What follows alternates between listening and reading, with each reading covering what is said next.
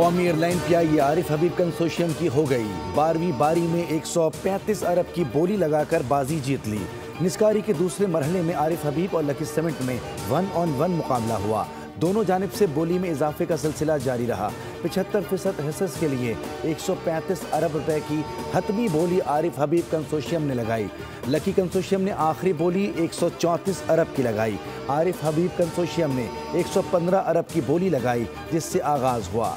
حکام کے مطابق PIA کے 75% شیئرز فروخت کیے گئے۔ کامیاب بولی دہندہ کو باقی 25% حصص خریدنے کے لیے 90 دن کی مہلت دی جائے گی۔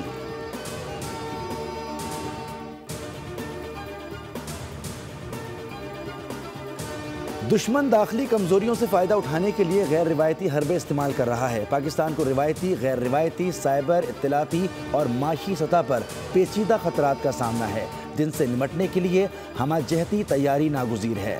Chief of defence forces field marshal Syed Asim Munir کا نیشنل ڈیفنس یونیورسٹی اسلام آباد کا دورہ۔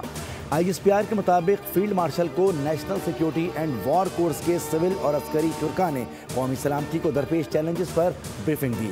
فیلڈ مارشل نے کہا کہ دشمن بالواسطہ طریقوں اور پراکسیز کے ذریعے اندرونی کمزوریوں کو نشانہ بنا رہا ہے۔ فیلڈ مارشل نے نیشنل ڈیفنس یونیورسٹی کے کردار کو سراہتے ہوئے شرکاء پر زور دیا کہ وہ چوکنا، باخبر اور قومی اقدار کے امین رہیں۔